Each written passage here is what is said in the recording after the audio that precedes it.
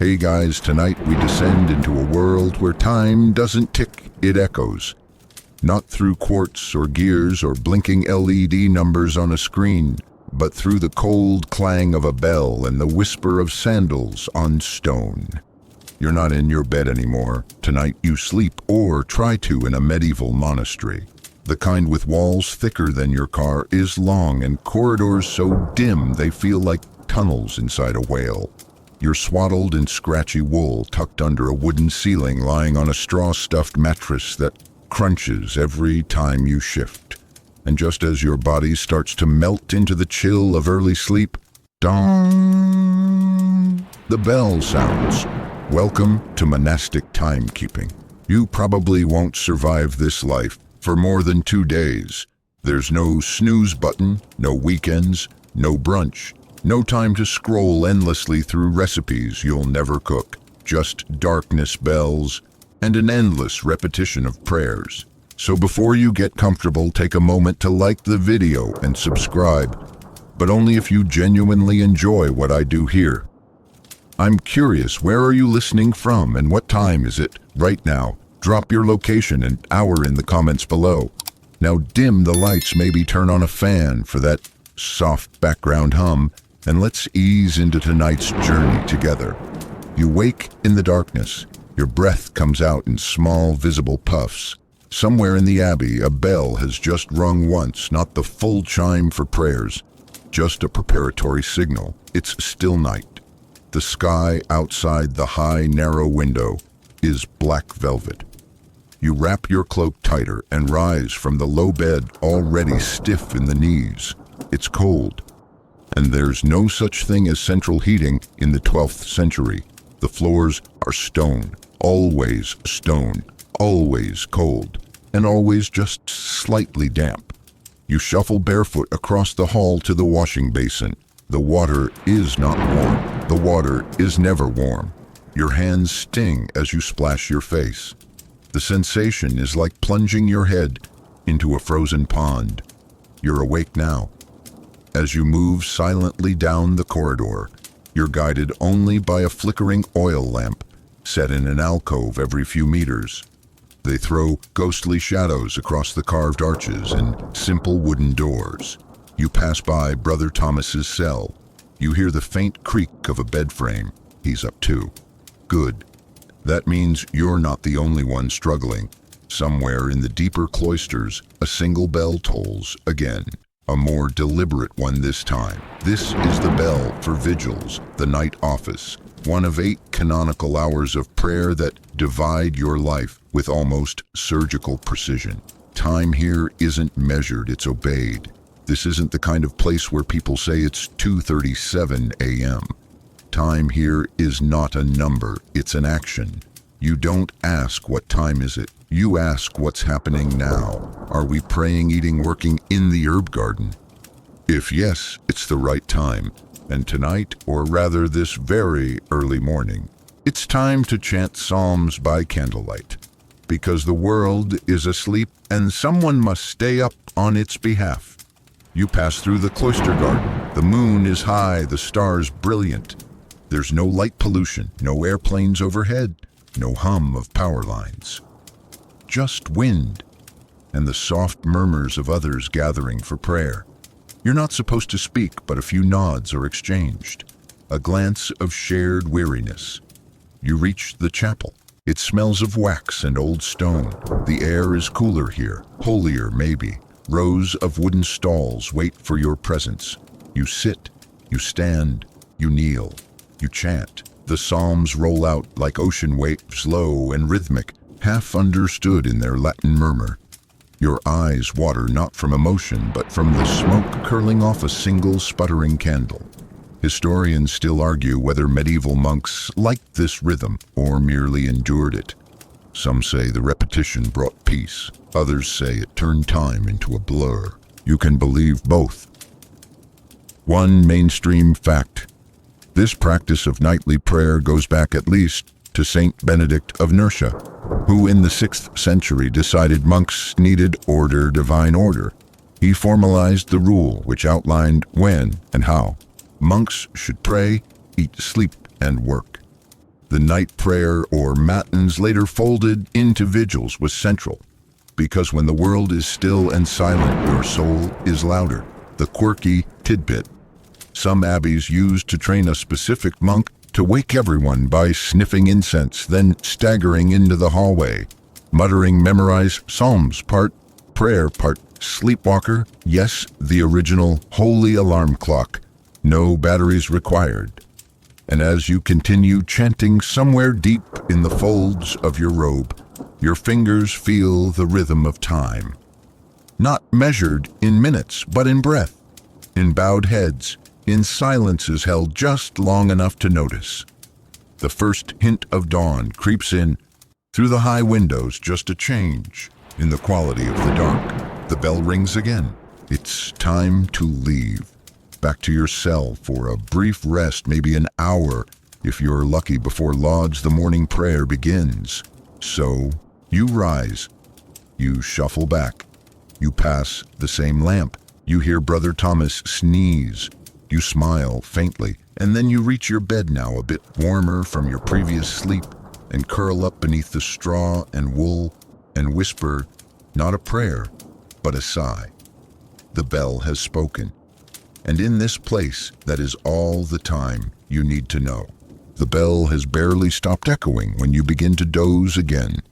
But this time your sleep is not as deep. It hangs like mist, easily disturbed, never solid. And soon, almost cruelly soon, another bell pulls you from that shallow drift. This one is different, brighter, slightly longer. It's the signal for Lauds the dawn prayer. No need to guess the time by sun, it's still too early for full light. But the bell knows. Or rather, the monk who rings it does. Somehow someone always knows when it's time. You rise again slower, this time body already tired, despite the day not truly beginning yet. Your joints protest, your breath puffs out into the gray of the air, and you shuffle once more across the cold stone floor. You begin to understand something in this life. The bell divides the world. You might think of time as something digital, sliced into neat seconds, minutes, hours. But here in the monastery, it's not a number, it's a rhythm. The bell is both clock and command. When it rings, you act. When it doesn't, you wait. Simple, brutal, beautiful. The bell that tolls now is slightly smaller than the one used for vigils, but it still sings through the corridors. Its bronze voice carries over stone and wind into cells, kitchens, and cloisters. It's not melodic, it's not polite, but it gets the job done. You walk with the others, there's more light now, and more faces, all wearing that same blank expression of sleepy obedience. No one speaks. Speaking isn't forbidden exactly, but it isn't useful either. This time the chapel is brighter. A few more candles have been lit. You notice dust motes spinning in the golden shafts of light that pierce the high windows.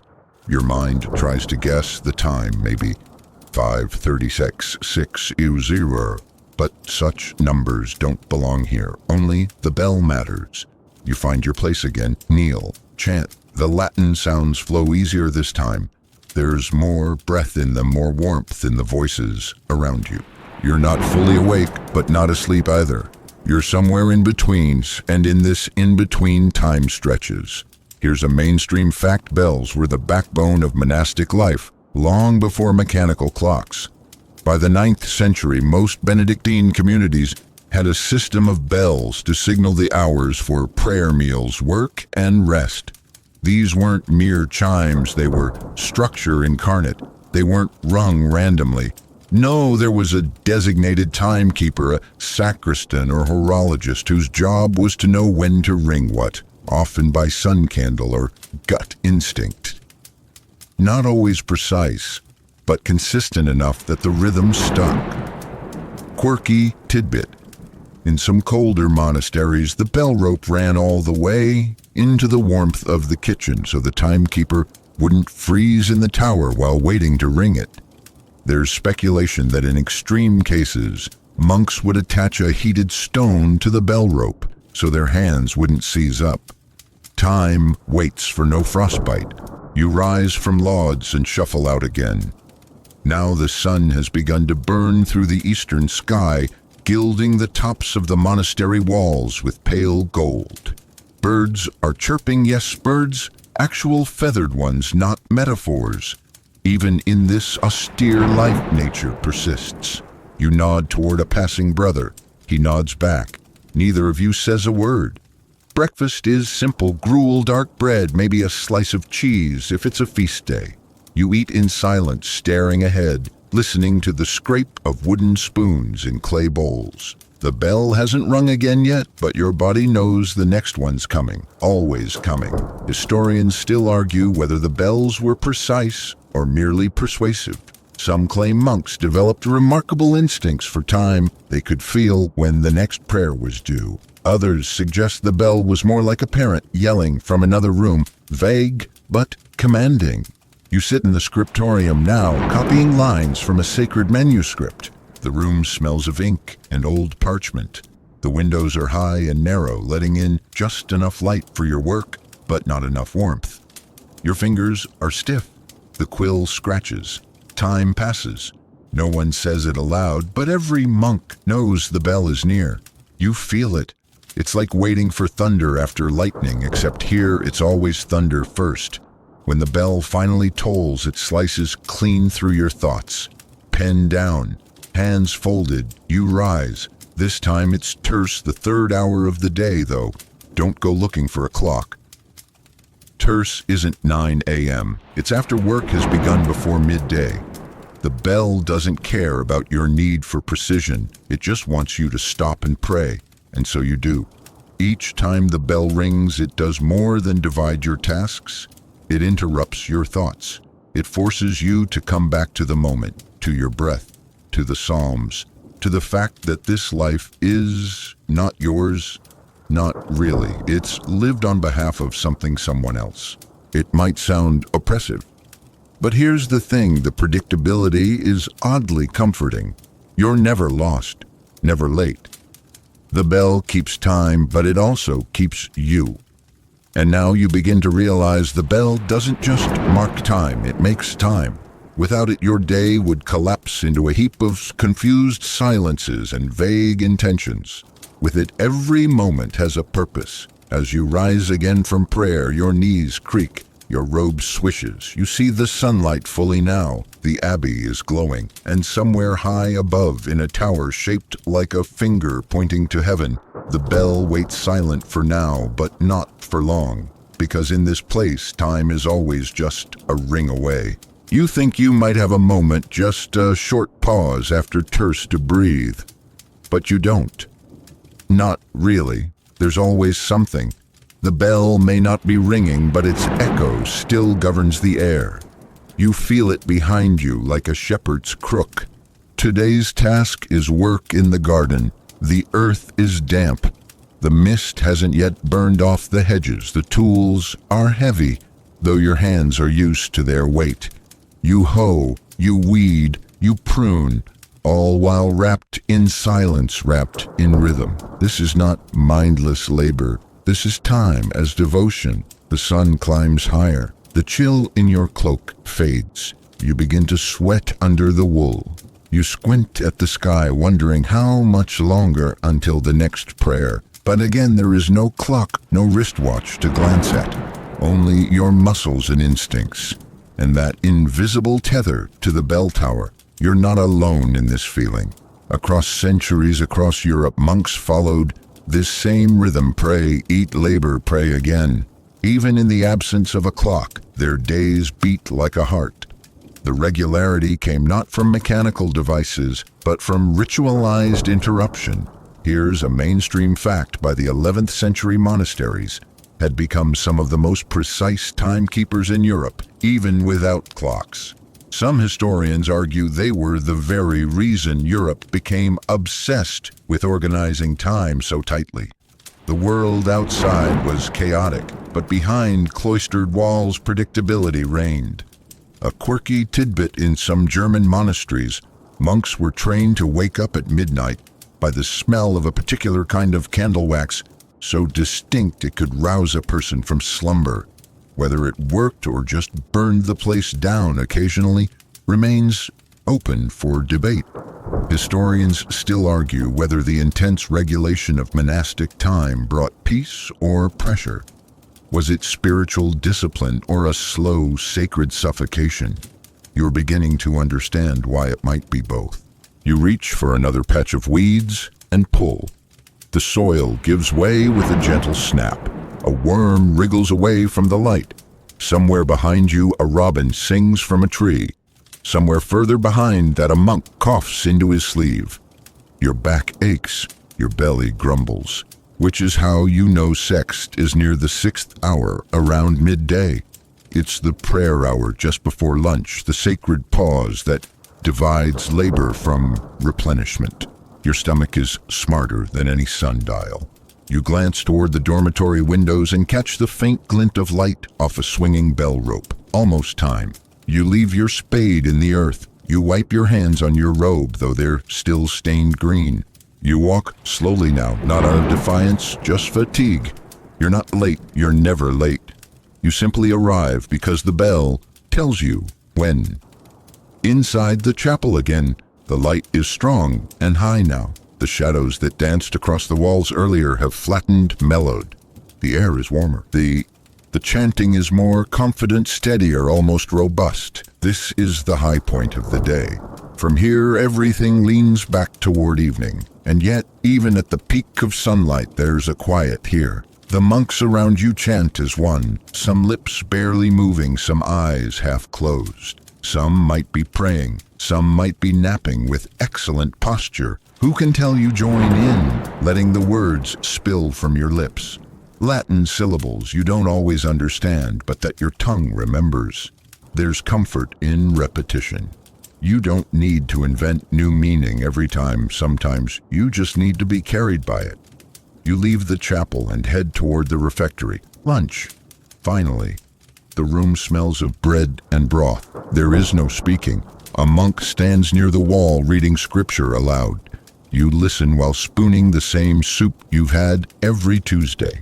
Since forever.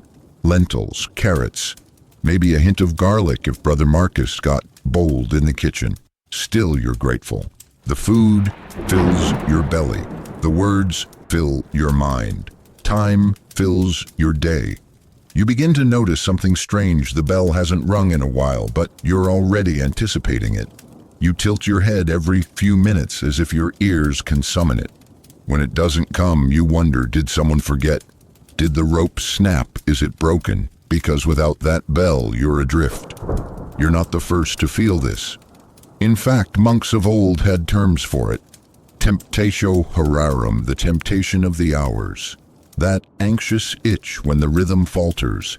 Time untethered becomes dangerous. You start to think, to imagine, to remember. You become yourself.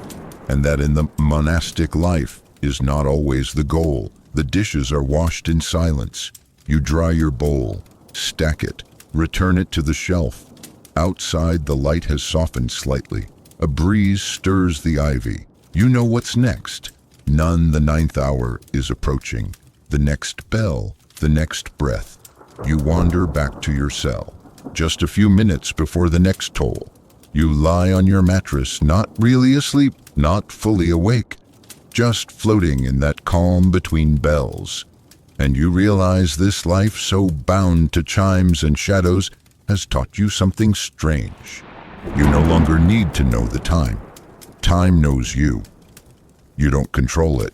You don't chase it. You don't stretch it thin or pack it full. You simply let it happen and you respond. Like breath, like prayer, like waiting for sleep that may or may not come before the next bell. You're still lying on your straw-stuffed mattress when the next bell finally sings out across the monastery. It startles a bird outside your window. You hear the flutter of wings and then quiet again. It's time for none the 9th hour, though you've long stopped thinking in numbers. It's the hour of warm stone, of softened light, of thoughts drifting farther from tasks and closer to silence.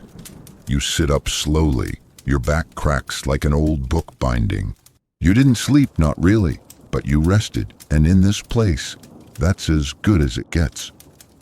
The bell is already fading into the distance by the time you open your door and step back into the cloister walk. The air has shifted. You can smell rosemary in the garden now. Someone has been trimming herbs. The sun slants in at a gentler angle, casting long shadows across the walkway. You're not alone here. Other monks file silently toward the chapel too, all wrapped in the same worn wool, all moving at the same unhurried pace. In a way, you begin to notice you're not going to the bell, it's pulling you, like a magnet drawing iron filings. There's no urgency, no panic, no rush, just that steady, invisible thread that tugs you toward the next moment. Inside the chapel, the light has dimmed again. The sun hits only the upper edges of the wall now. It catches on the rim of a brass candelabra and spills across the floor in a small golden patch. You settle into your stall, you breathe, and then the chanting begins again. Here's your mainstream historical fact. None wasn't just for monks. In medieval towns, the 9th hour became a time when merchants paused, courts recessed, and some laborers broke for rest. All thanks to the monastic structure leaking outward like ink into paper. What began as prayer became schedule, and that schedule shaped society. The quirky tidbit. There's at least one account of a monastery training ravens to mimic the bell tones at certain times, living alarm clocks with beaks and feathers. Most scholars dismiss it as legend, but it's just wild enough to imagine happening. And monks, as we know, were nothing if not inventive.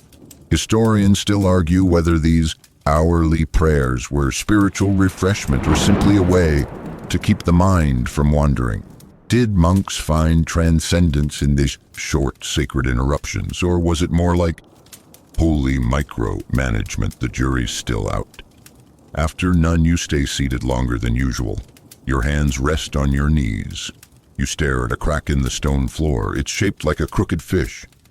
You wonder how many sandals have walked across that same spot. How many prayers have risen from this very stall. You're not thinking in hours anymore. You're thinking in echoes.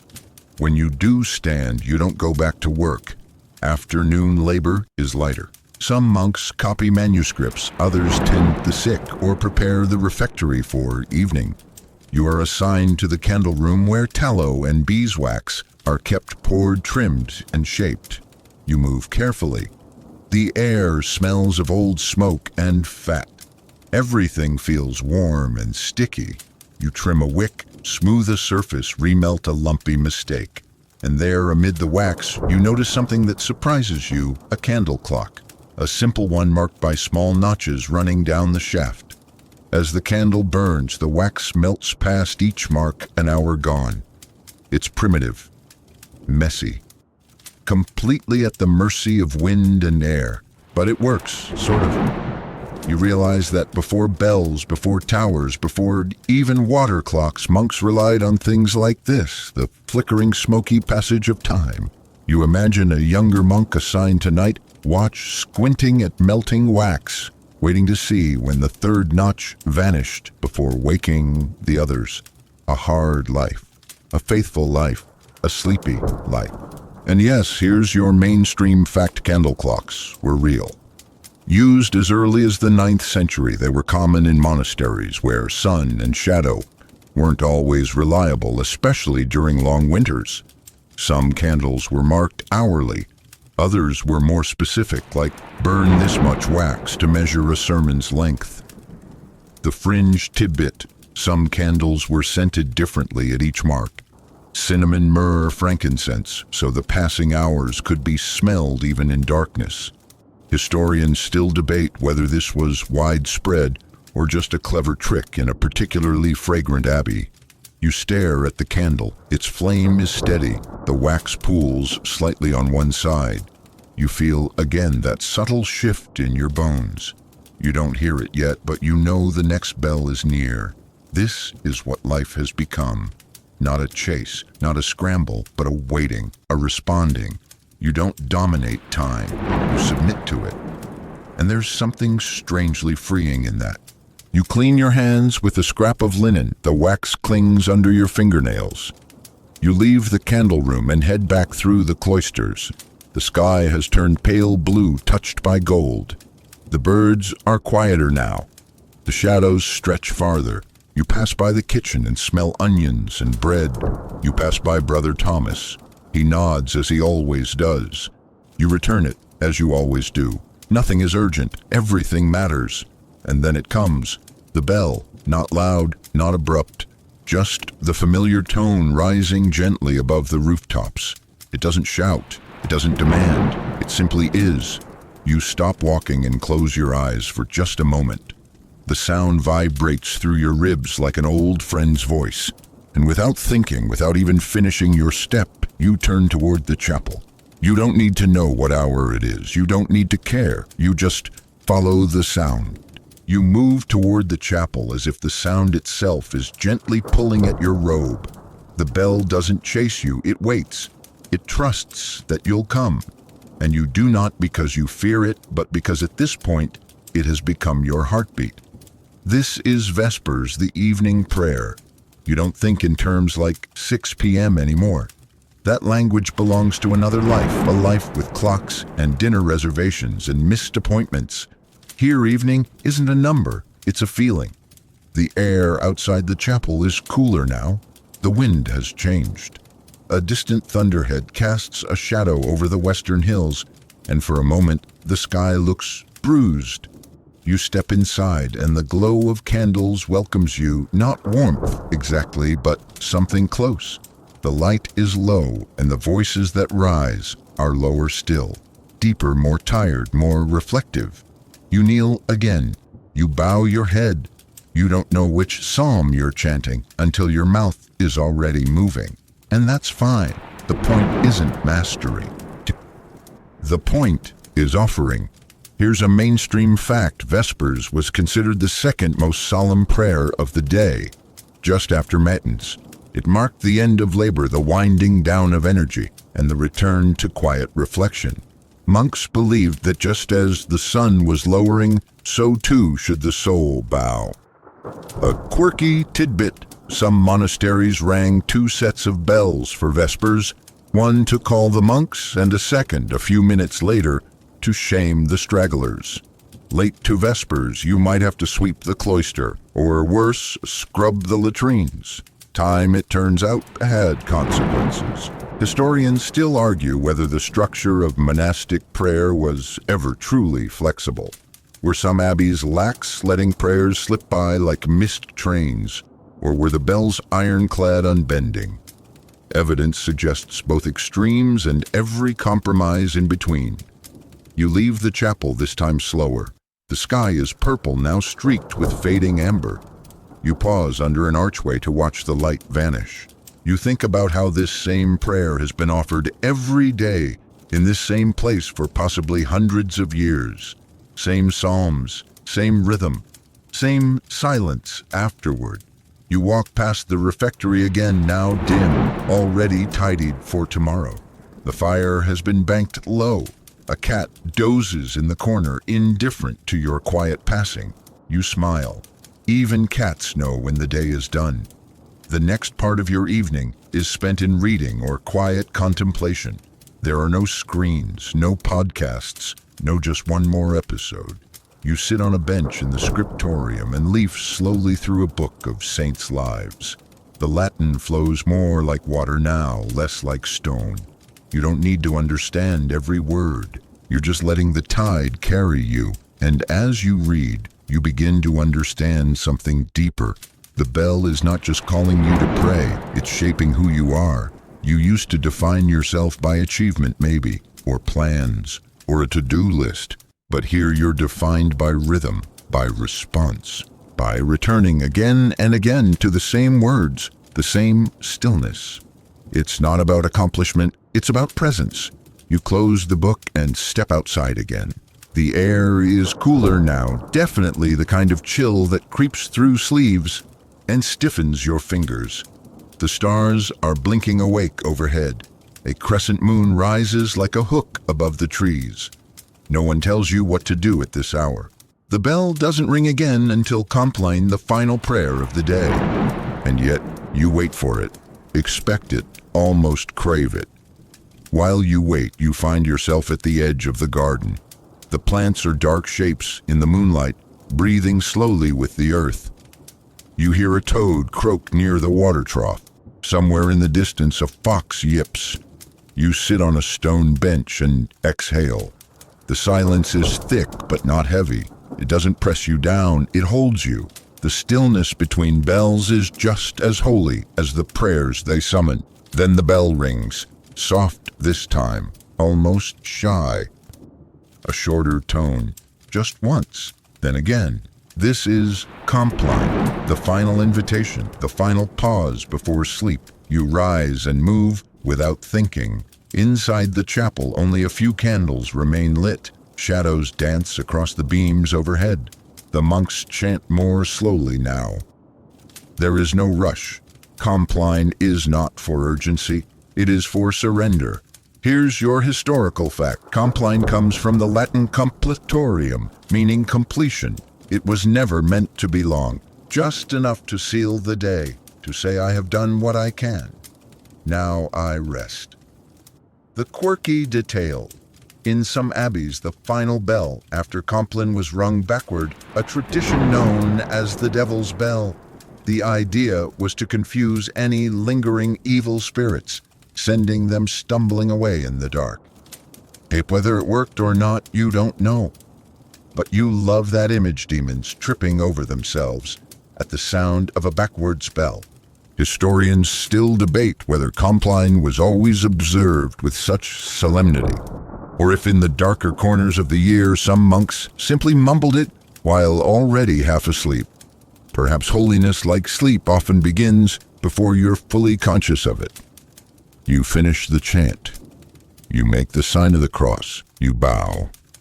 And you leave. Back in your cell, the mattress feels warmer. Or maybe your bones are simply more tired. You slide beneath the coarse blanket and stare up at the wooden beams. You can still feel the bell inside your chest. It's gone quiet now. The abbey breathes as one. And just before your eyes close, you whisper something soft into the darkness. Not a prayer, not exactly. Just a thank you. Not for the food, not even for the sleep, but for the bell. The abbey is asleep. Or close to it.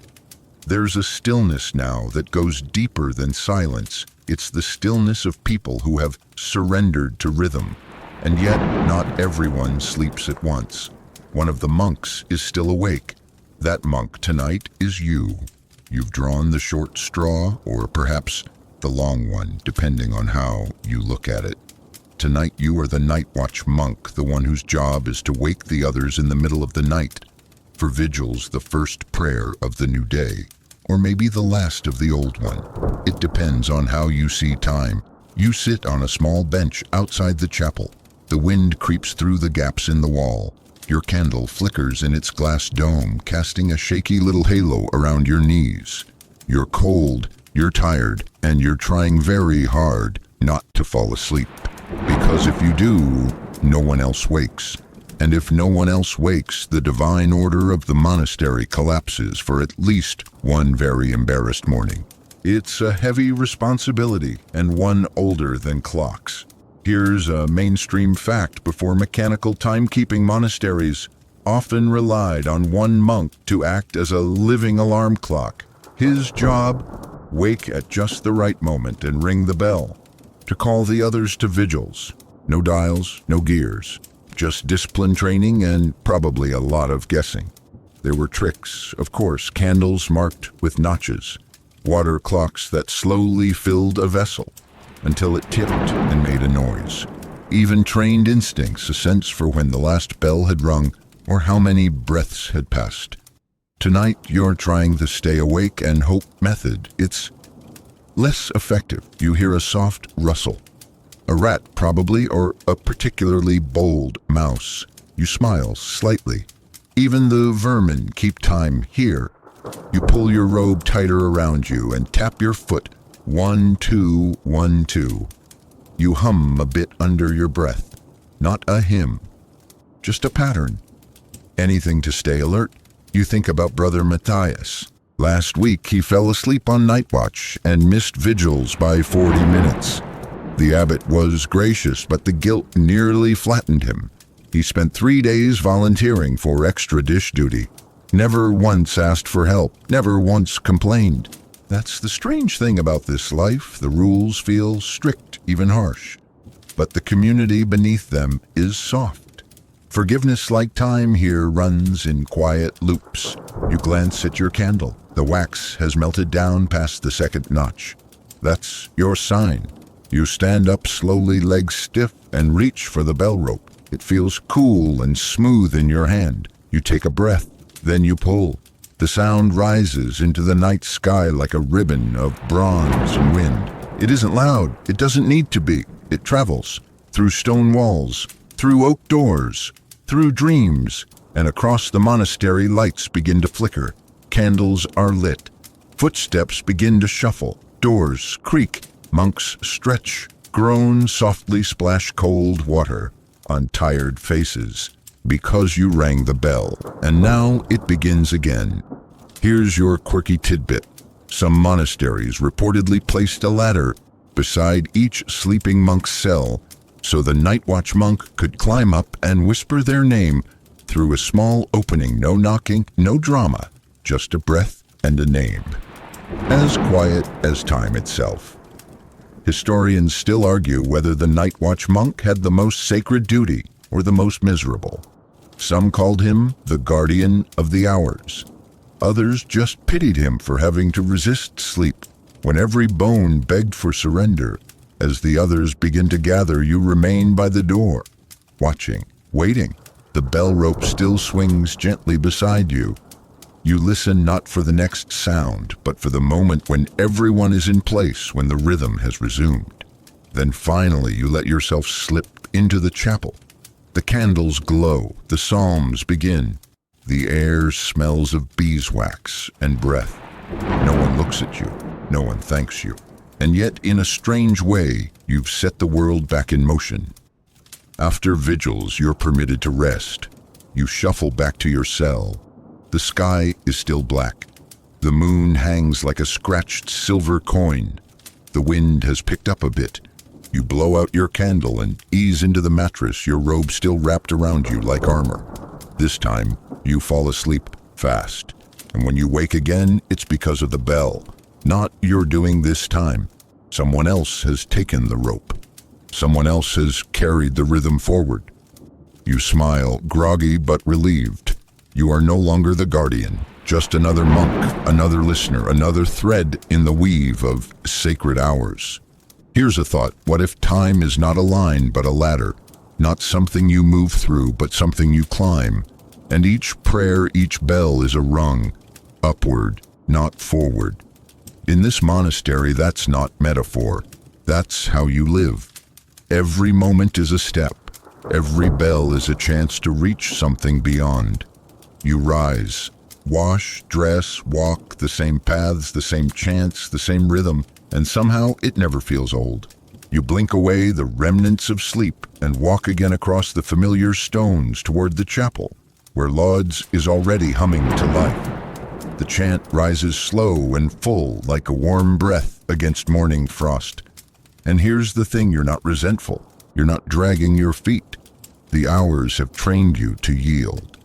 And in that yielding, strangely, you've found a strange kind of peace. Today feels slightly different.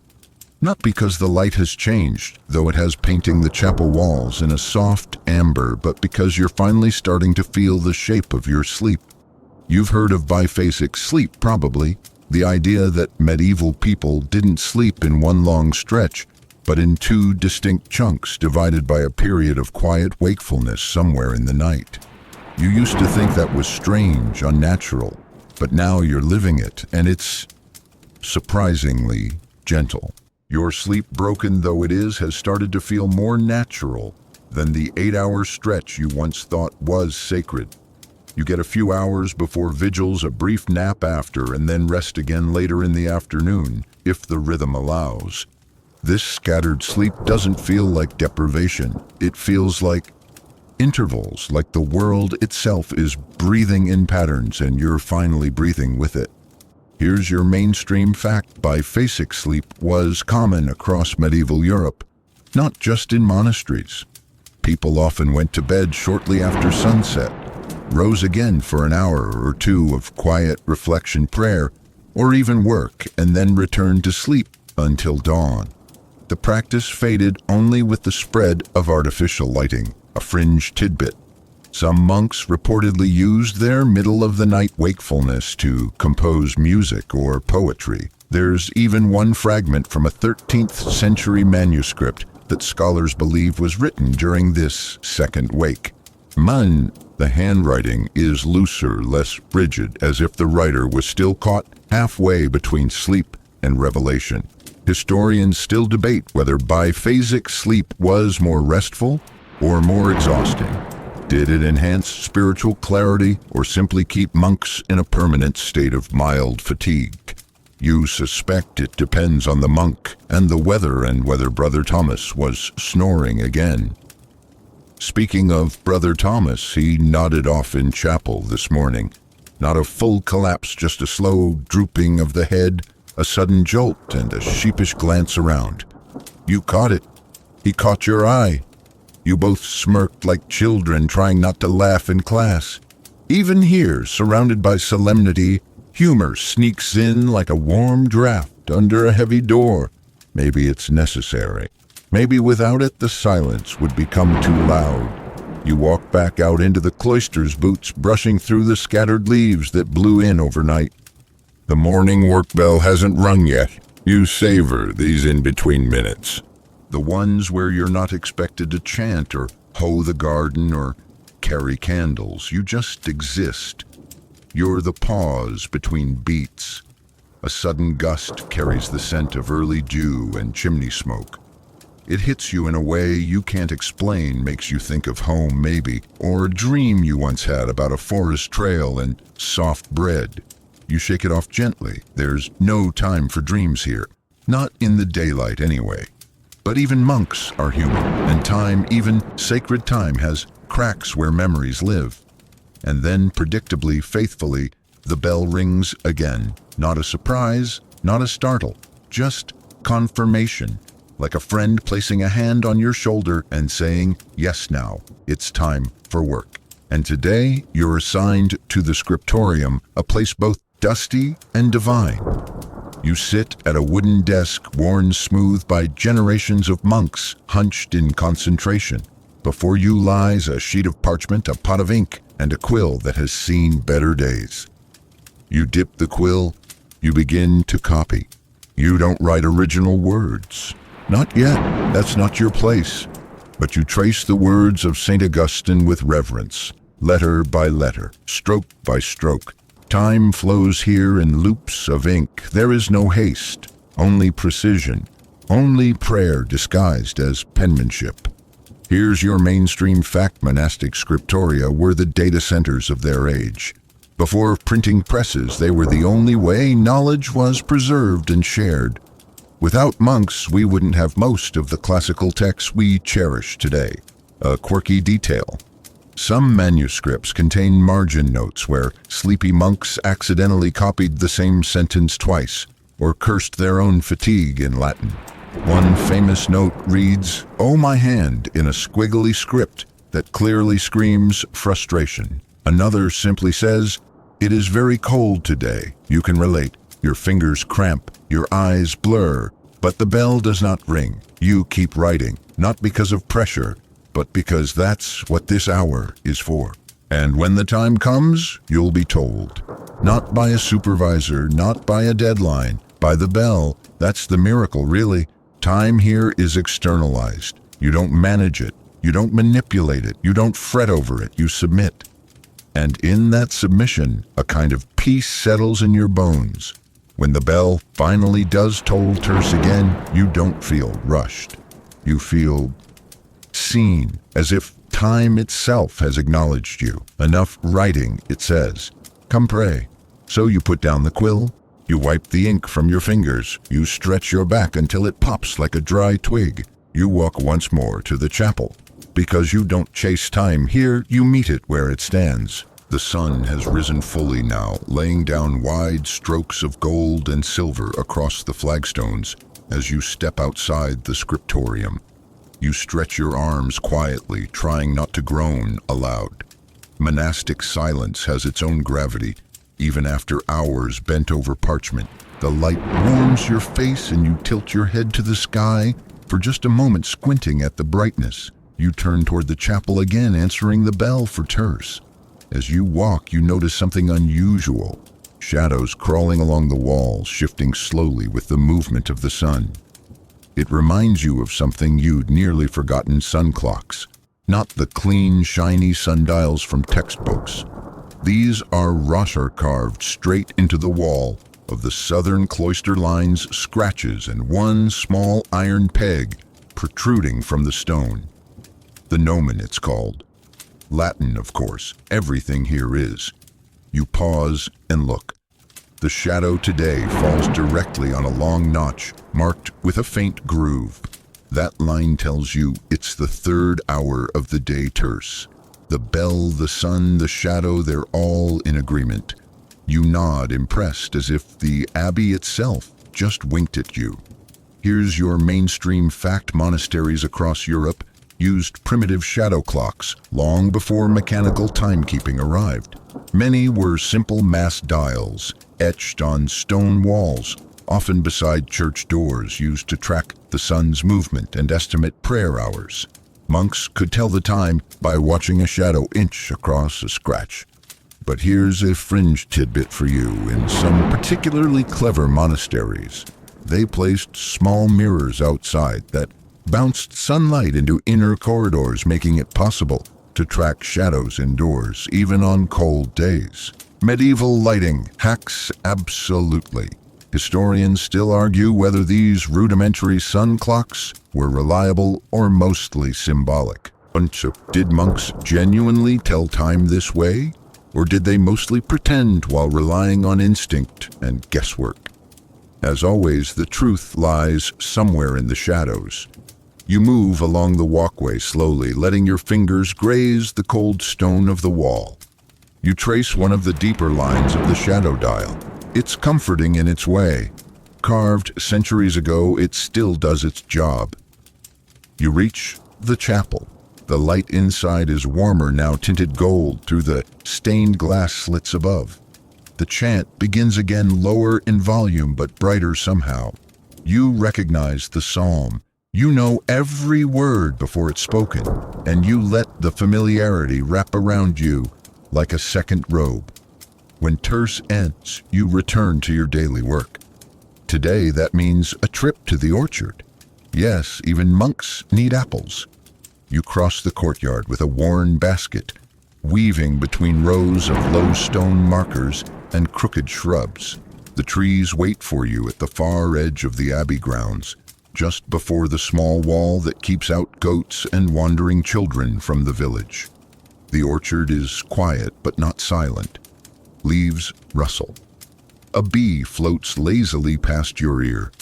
You bend to pick up a fallen apple, bruised but sweet-smelling, the kind that would stew well. You place it in your basket and move on. There's no bell out here, no one to remind you when to return. And yet, as the shadows shift on the grass and the sun presses gently on your back, you feel the passage of time in a different way, not by sound, not even by shadow, but by motion. Every step is a tick. Every fruit dropped in the basket is a talk. You smile quietly at the absurdity of it. You pause beside a low tree, one you've always liked. Its branches lean like they're bowing toward the earth. A monk once joked it looked holier than some of the novices. You reach up and gently pluck one apple, then another, until your basket is half full and your hands smell of green stems and sap. You start to head back when you see it, a small sun slit in the abbey wall, cut just at shoulder height.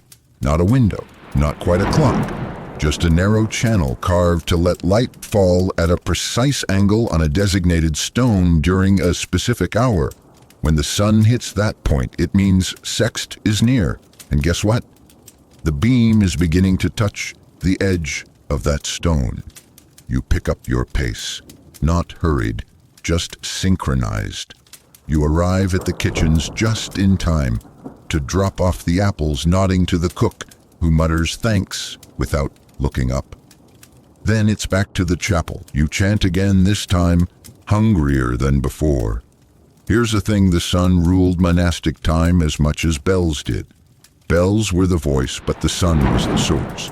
Without it, nothing aligned. No shadows, no warmth, no assurance that it was morning and not some lingering dream.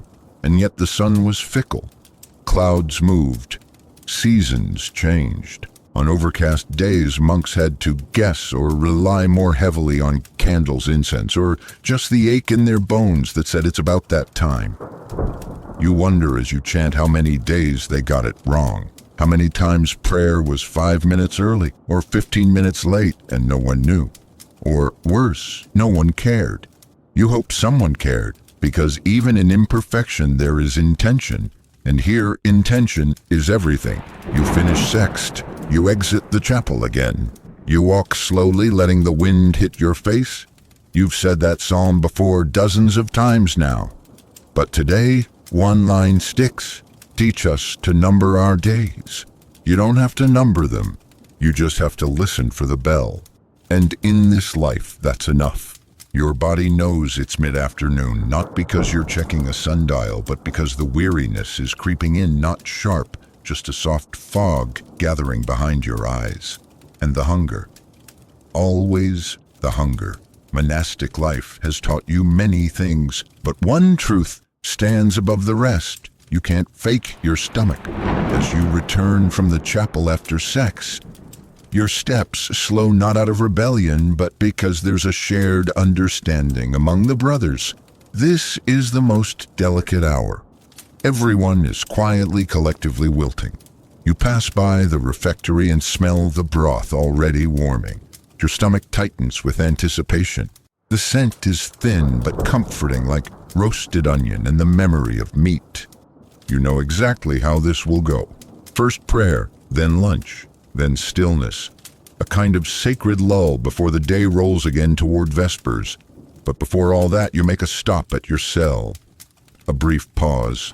You sit on the edge of your straw mattress and allow yourself to lean back just slightly. You stare at the beams above you, and in the stillness your thoughts begin to drift. That's when it hits. Matins, not the prayer, the memory. That hour of the night when you woke in the dark, shuffled through silence, and tried to chant through the haze of half-dreams. You remember now how your voice shook a little on the third verse. You remember the warmth of the candles, and you remember, oh yes, that moment you nearly fell asleep, standing up. You smile, just a little, because you weren't the only one. Here's your mainstream fact. Matins was considered the hardest prayer of the day. Not only was it placed deep in the night, often at 2 or 3 a.m., but it was also long, sometimes very long, especially during feast days or special observances. The sheer weight of it, combined with its timing, made it the test of a monk's devotion. The quirky detail. In some abbeys, monks were allowed to prop themselves up against a wall during matins. If one fell asleep and collapsed, the loud thunk would wake the others. One account even mentions a monk crafting a discreet shoulder hook tied to a beam to keep himself upright during the longest chants. Historians still argue whether the purpose of matins was spiritual alertness or spiritual exhaustion. Did it elevate the soul by stripping the body of comfort, or did it risk turning prayer into a performance of endurance? The debate lingers even as the candles have long since burned down.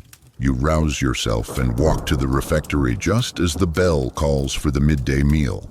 The room is bright now, sun pouring in through arched windows high above. Tables are plain wooden, worn smooth by decades of elbows and bowl scrapes. You find your usual spot. You sit. A small bowl is placed before you, barley stew with shredded roots, a hunk of coarse bread, a smear of something salty, No spoons today. You use the bread to dip, to scoop, to press the last smear of broth into a corner before swallowing. There is no conversation, but there is sound. The appointed reader stands and begins reciting from the lives of the saints. Today's tale involves a hermit who lived in a cave and survived by eating moss for 30 years. You try not to compare your lunch. You chew, you listen, you absorb not just food, but rhythm. You are nourished in layers here. First the belly, then the mind, then the soul, and then it ends. The bell rings again, not for prayer, not for work, for pause. Because after lunch comes what may be the monk's most quietly treasured tradition, midday rest. It's not a nap officially, it's recollection. A time to lie down or sit still or walk in the cloister without purpose. The rules don't say sleep, but they don't forbid it either. And most monks, if asked, would give you a look that says, "We're not fools." You return to your cell, lie down, breathe. The breeze through the small window is cool against your cheek. Your body softens. And before you know it, you've drifted. You don't dream of much. Just flickers, candles, the bell rope, bread, maybe a line from a psalm floating untethered. It's not a deep sleep, but it's a kind one. You wake before the next bell, which is almost more impressive than being roused by it. You've grown so in tune with this rhythm that your body now anticipates it, like waves before the tide. You sit up, adjust your robe, splash cold water on your face from the basin, and you're ready. Not because you're full of energy, but because the hour calls and you've learned to answer. As you pass the cloister walk again, you spot a brother whispering lines of scripture as he walks. Another stoops to adjust a sun slit with a small wooden wedge. Someone chuckles softly in the garden. It's all quiet, but not solemn. It's the piece of a clock that doesn't tick, only breathes. You remember a phrase the abbot once said weeks ago, maybe months. The bell is not your enemy. It is your invitation. You didn't understand it then, you do now.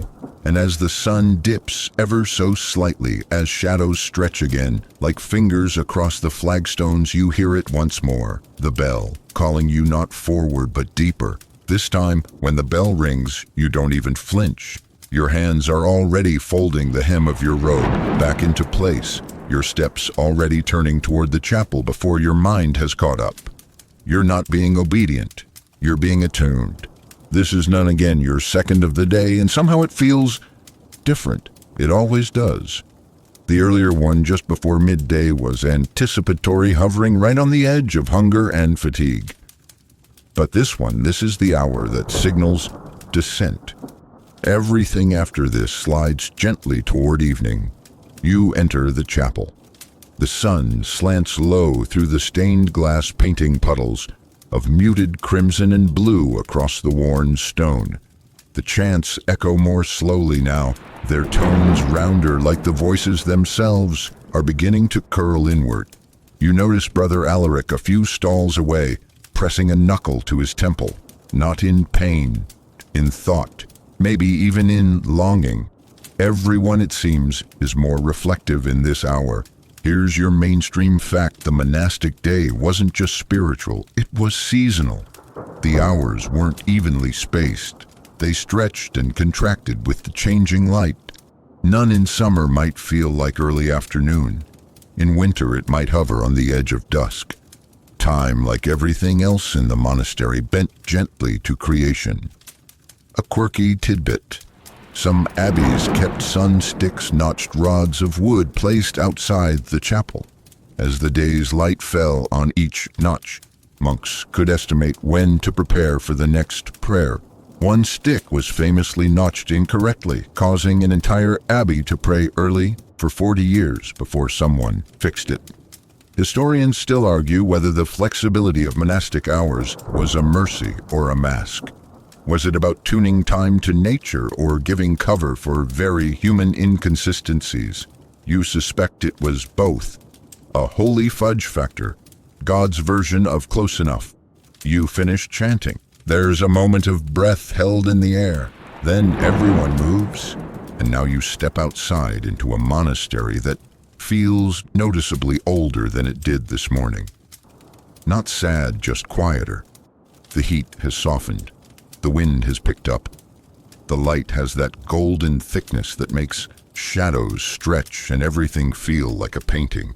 You're sent to the gardens not to toil this time, but to walk. A slow circuit. It's part of a tradition, a small ritual of letting the body and mind stretch before vespers. You tread the path you know so well now under the crumbling arch, past the rosemary bush, around the fig tree that never quite bears fruit. Everything is familiar, but nothing is boring.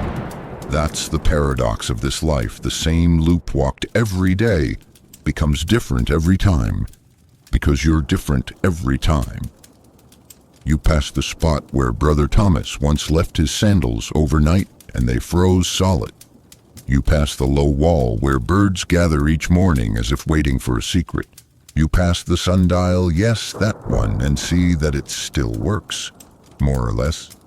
And then you notice it, a bell rope half coiled near the side entrance of the chapel, the tail end rarely seen trailing like a lazy snake. You kneel and run your fingers over it. The fibers are worn smooth but not frayed. You think of all the hands that have pulled this same rope. The sleepy ones, the reverent ones, the reluctant ones, maybe even the rebellious ones. Because of course not every monk loved the bell. Some dreaded its sound. Some found in it a reminder not of devotion but of duty.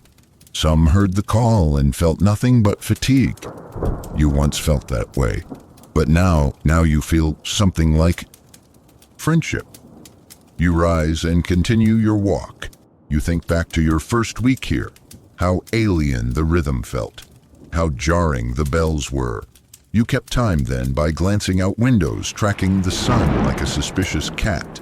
You counted the hours until the next prayer, the next meal, the next chance to lie down. But now you can't remember the last time you tried to measure time.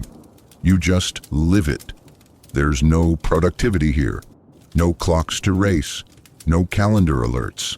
Just one long stretch of listening, responding, repeating, and somehow that doesn't feel restrictive anymore. It feels like freedom in disguise. You circle the garden once more and catch a flash of movement in the orchard. Brother Alaric picking figs from a low branch. He sees you and lifts his hand in a silent hello. You raise yours back. Two monks, two ghosts drifting through the golden frame of a dying afternoon. The light begins to dim. You know what's coming next. You return your steps to the cloister. There's no bell yet, but it's close. You can feel it in your ribs, in your breath, in the way the shadows now touch the tops of the arches. And then yes, the bell, richer this time, slower. It's the Vespers bell, calling not with urgency but with weight. The hour of memory, of gratitude, of gathering everything from the day and laying it down gently. You close your eyes as it rings. It feels like a heartbeat in the stone, like time itself letting out a long sigh. The bell for Vespers doesn't shout, it doesn't command, it invites. You hear it from across the garden walls, and something deep in your chest, some quiet agreement says yes before your feet even start moving. You walk with no urgency. The hour has already arrived and the monastery will wait for you. That's the grace of this place. Once the bell rings, no one is early. Everyone simply is. The cloister is washed in gold. The sunlight spills through narrow arches and strikes the flagstones with a warm finality. You feel it as you walk the end of the day, settling in like a folded blanket. The birds have quieted. The breeze is slower. The whole world seems to be holding its breath. You enter the chapel with the others. There's a softness in the way people move now. Even the younger monks, always quicker in the morning now, step more slowly. The light inside is dim, as if the chapel knows it's time to stop glowing quite so brightly. And then the chanting begins. Here's your mainstream fact. Vespers was second only to Matins in significance, and in some traditions it rivaled it. It was the moment to pause, look back on the day, and offer its entirety. Failings, prayers, labor, and silence back to God, not to erase it, but to return it. The tone of the chanting reflects that. It is neither triumphant nor mournful. It is still, like the voice of someone who's stopped trying to impress and has simply begun to be honest. You join in. Your voice is dry at first, dust from the afternoon still clinging to your throat, but it loosens as you go. The Latin flows, not perfectly, but fluently enough to carry your meaning. There's comfort in that. You close your eyes. The chant continues. It moves through you more than you move through it. At one point, you even forget which verse you're on. You open your eyes again and find that everyone else is exactly where they should be. The song has held them together, like beads on a single thread. A quirky tidbit in some abbeys' vespers was also the time when monks who had broken rules arrived late to prayer, misplaced tools, or even forgotten to tend to their work, would quietly confess their mistakes to the prior during the final hymn. Not aloud, not with drama, just a small lean, a whisper, and a nod. Forgiveness wasn't declared, it was assumed. Historians still debate whether this made Vespers more sacred or more stressful. Was it a closing rite or a time of silent shame? The answer, as always, depends on the monk. You've been both the one who came clean and the one who just kept chanting. Vespers ends with a long silence, longer than usual. No one moves at first. You remain kneeling, your fingers clasped loosely, your robe gathered in your lap. A beam of sunlight slants across your cheek, soft and warm like a final thought. Then you rise. You exit into the cloisters again, and the wind is cooler now. The shift from day to night is happening more quickly than you expect. Shadows deepen, the air thins. Somewhere a bird sings one last note and falls quiet. You make your way to the refectory for the evening meal. It's smaller than lunch. A cup of broth, a little bread, a pickled root or dried plum if you're lucky, but you're not eating for fullness. You're eating for closure, for completion, and for the blessing of hunger that never becomes suffering. The reader begins again. Tonight's story is about a monk who once got lost in his own abbey during a fog and spent 12 hours praying beside the wrong wall. No one found him until morning. When asked if he was afraid, he said no. The stone was good company. You smile into your broth. After the meal, you wash your bowl with cold water, your hands moving slowly, reverently. You dry it, return it, step into the courtyard, and now the light is nearly gone. You walk to the southern edge of the abbey, to the bell tower, and glance up. You see the windows glow faintly from within. You imagine the bell ropes waiting. No one is pulling them now, but they're ready. You press your palm to the tower's base. The stone is rough, pitted from centuries of rain and wind. You wonder how many hands have touched it like this. Not out of need, just out of acknowledgement. You're here. It's here. The day happened. The bell rang, and all of it mattered. Inside your cell, you light a candle, not for reading, but for witnessing. You sit on your small bench and let the flame do what flames do: tremble, glow, breathe. You don't look at the time. There is no time. There is only the space before Compline. You hear someone walking the hallway, soft steps, a door opening, a door closing. The rhythm continues, as it always does, and then gently, like a whisper from the roof, beams the bell. Once, then again. The Compline call. The day's final breath. You stand, and this time when you walk to the chapel, you realize you are not following time anymore. You are part of it. The Compline bell fades into the walls behind you, and yet its echo lingers not in the air but in your chest. A soft, pulsing presence, not urgent, not loud, just steady, as if the abbey itself has exhaled for the final time today and now waits with you in stillness. You walk into the chapel slower than before. Everyone does. This isn't just the last prayer of the day, it's the soft seal pressed into wax, closing the envelope of the day's hours. You won't speak again after this. You won't work, you won't plan, you'll just sleep or try to. The candles are few, placed low. They flicker in the breaths of the brothers as they pass. You take your place in the choir stall. Sit, bow your head, close your eyes for a moment too long, but you don't drift off. Not yet. Compline begins. The chant is quieter than ever.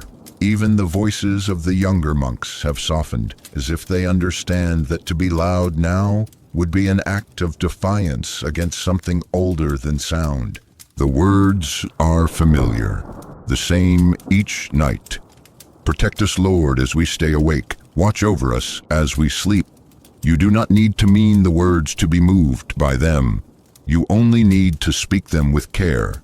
Here's your mainstream fact. Compline was originally created as a short prayer to be said in the dormitory before sleep. But over time it evolved into a full liturgical hour with psalms, hymns, and often a blessing from the abbot. Its very name, completorium, means completion. And the quirky tidbit, in some monasteries a brother would ring the silentium bell after compline, not from the tower but just outside the dormitory. A single small bell rung once to signal that all speech must cease. After that, even whispers were discouraged. Even coughing had a kind of rhythm. Historians still debate whether this strict silence was a discipline of humility or a form of social control. Was it for inner reflection or just to prevent gossip? In either case, the silence was real, and you're beginning to understand how much can be said without a word. The prayer continues. It flows like warm water. There's no urgency now, just presence. The kind of attention that comes only when all other distractions have faded. You feel your shoulders lower. You feel your jaw unclench. You let your voice melt into the voices around you. The final blessing is brief. You rise. You bow. And then no one speaks. You file out of the chapel in single rhythm, one by one. No shoes squeaking and no robes rustling too loudly. Just the creak of old hinges, the soft pad of bare feet, the world returning to stillness. You walk back through the cloisters. The moonlight is stronger now, laying down pale silver where golden sunlight once touched. A few bats dart overhead, flickering like shadows with wings. You hear the faint splash of water in the fountain near the garden wall. Even the wind has softened. You reach your cell. You step inside. The candle has burned low. You remove your robe, fold it, lie down. And this time, you don't fight sleep. Not because you're exhausted, you are, but because there's nothing left to do. The day has already given you its rhythm. You walked it. You answered its bells. You held your part in the music. You close your eyes. Time in this place is a loop, not a line. You are not racing toward anything. You are revolving. Revolving like the moon, like the bells, like the hours themselves, which return not to repeat, but to refine. You begin to drift. You hear the wind push faintly at the shutters. You smell the last breath of your candle. You feel the weight of your blanket settle over your legs. Everything is still, and yet you know it's not over. In a few hours, before the world is ready, another bell will call you. You will rise in the dark. You will walk again across cold stone. You will whisper again in Latin words older than any clock. And it won't be a burden. It will be a return. Because the day never ends here. It only closes its eyes. It's the middle of the night again. You're not entirely sure how you woke up, whether it was a bell, a footstep, or simply the quiet pressure of habit. But you're awake. And more than that, you're already moving. Your body knows the routine better than your thoughts do. The robe slips over your shoulders. Your hands find the candle. Your feet find the cold stone, and so it begins again. But tonight, something is different. As you pass the cloister, walk a small cluster of brothers stands gathered near the stable wall. Their heads are tilted upward, watching the moonlit roofline of the southern tower. You slow your steps and drift toward them, your candle barely lighting the path. No one speaks. And then from the shadows it emerges a small shape, waddling with great seriousness across the top of the wall. A chicken. Yes, a real living, squawking feathered hen. She pauses, preens, and lets out a tiny cluck of satisfaction before hopping back down into the orchard, vanishing like a feathered ghost. No one laughs, not out loud, but a ripple of silent amusement travels through the group like a gust of warm air. Someone behind you sighs deeply and turns back toward the chapel. You follow a little smile still tugging at your cheek. Here's your mainstream fact: some monasteries kept animals not just for food, but as informal indicators of time. Roosters especially became living alarm clocks, their crowing woven into the rhythm of early morning prayer. Many abbeys noted these birds in their records, more dependable than some novices, it was said. And the quirky tidbit, one 12th century manuscript, tells the story of a chicken so attuned to the monastic bell schedule that it would strut into the chapel courtyard minutes before every canonical hour. The monks called her Sora Horologium, Sister Clock. Historians still argue whether these accounts were exaggerated, satirical, or simply the result of bored monks anthropomorphizing poultry. But it doesn't matter now, because in this moment under the stars, you've just watched a chicken respect the liturgical rhythm more precisely than some humans. You enter the chapel again. The candles flicker more than they glow, like tired eyes struggling to stay open. The air smells faintly of oil and something sweet, incense residue maybe, or dried lavender tucked somewhere behind the altar. The psalms rise again, hushed and gravelly, like mourning voices not quite cleared of dreams. You chant quietly, you watch the flame, you breathe, and somewhere in the middle of the 5th verse it hits you. This is your favorite part of the day. Not because you're wide awake, you're not. Not because you're particularly inspired, you're not. But because this hour feels like it belongs to no one else.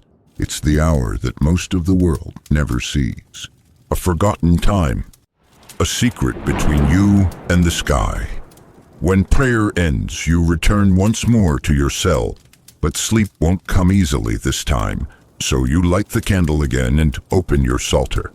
The Latin lines blur and sway slightly, but you keep reading. The words aren't dramatic. They don't need to be. They just are. The way the bell just is. The way the hours just arrive, with or without you. You hear the quiet creak of wood as someone passes your cell. No rush. Just one foot in front of the other. And then it fades again. You blow out the candle. The dark returns, but it's not empty. It's full of time, of breath, of waiting. Maybe the chicken will return. Maybe not, but either way, you'll be here for the next bell. By the time the morning light begins its careful climb into the cloister windows, you've already walked the stone floor 3 times, sat through 2 prayers, eaten a single crust of bread, and memorized a small psalm verse that seems somehow to follow you. The line keeps repeating in your mind, "My times are in your hands." It's not metaphorical here. It's not embroidered on a pillow or quoted in a speech. It's literal. Every one of your hours has been placed into the shape of something older, larger, quieter than you. And sometimes, like now, when this morning bell rings for terce and your body turns toward the chapel, automatically you feel something like surrender. But not the defeated kind. The other kind. The kind where you give up control because you no longer need it. You walk through the cloister and pass the sundial again. Its shadow is still visible, thin and straight. You glance at the carved lines and catch yourself, thinking without judgment that's wrong today. Not because the sun has failed, but because the clouds have intervened. The shadow falls too shallow, the hour is too early, or too late, or something in between, and yet the bell rang anyway.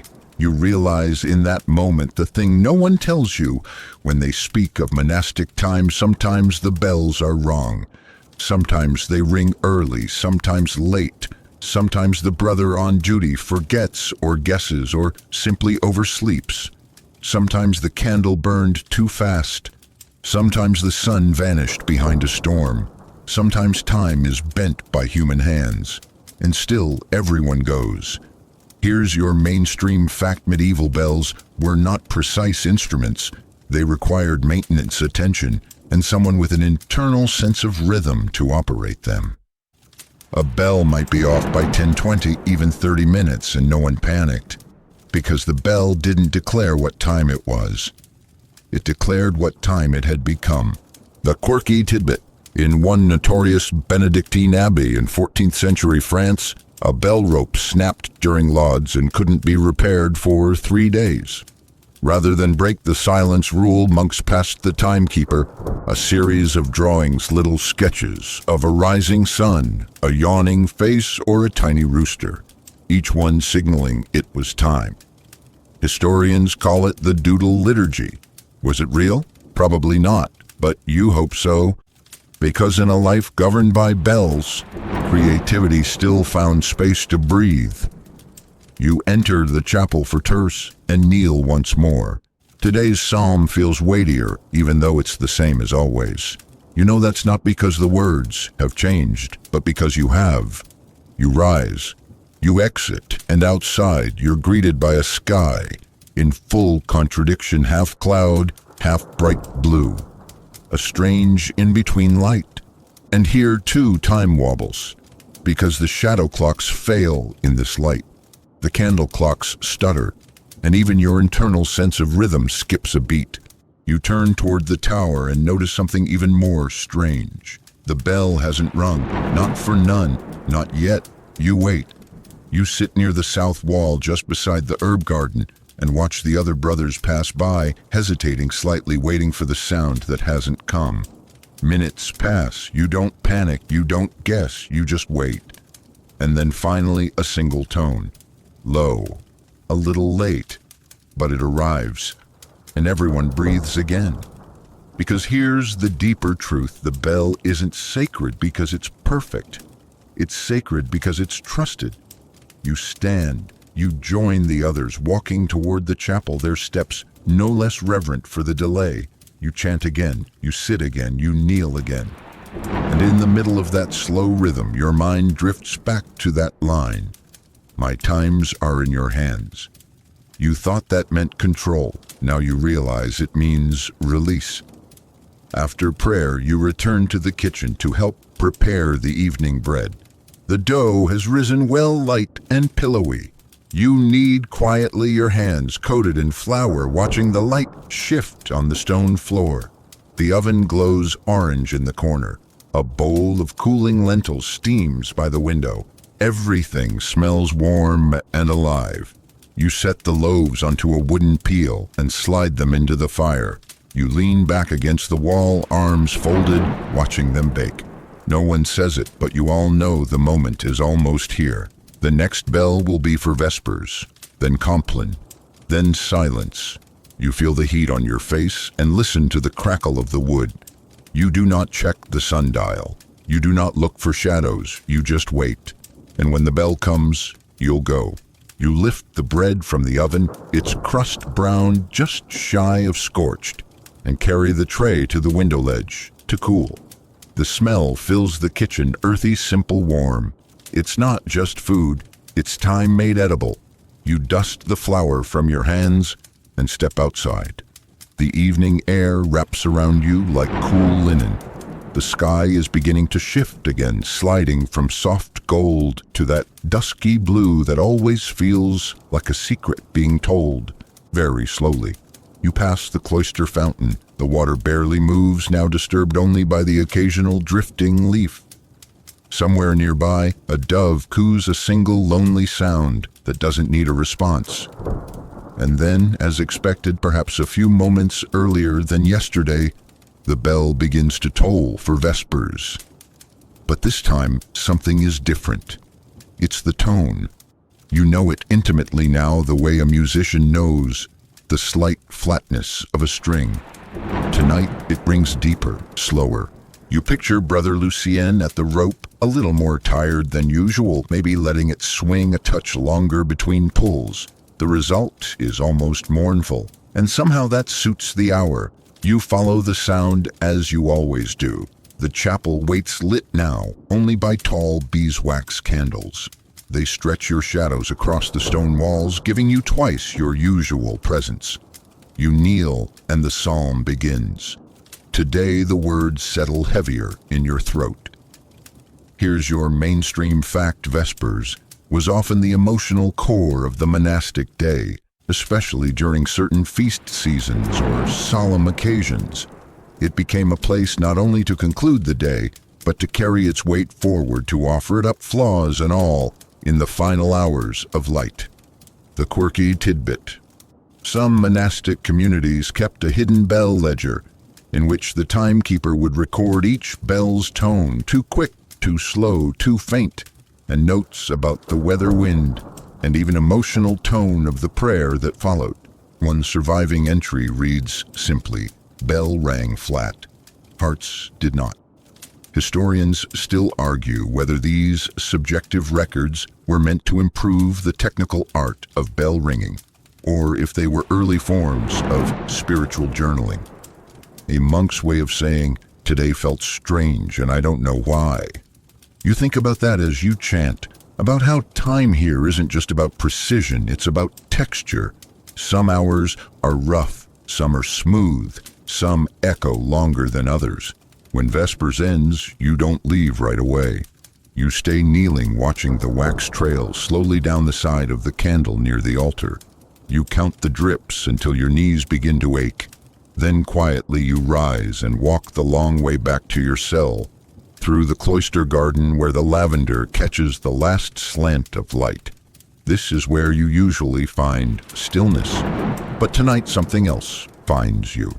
You hear it before you see it, a clatter soft and erratic like a rope knocking against wood. You round the corner, and there it is, the bell rope swinging slightly on its own. No wind, no hands, just inertia perhaps from a recent ring, or something else.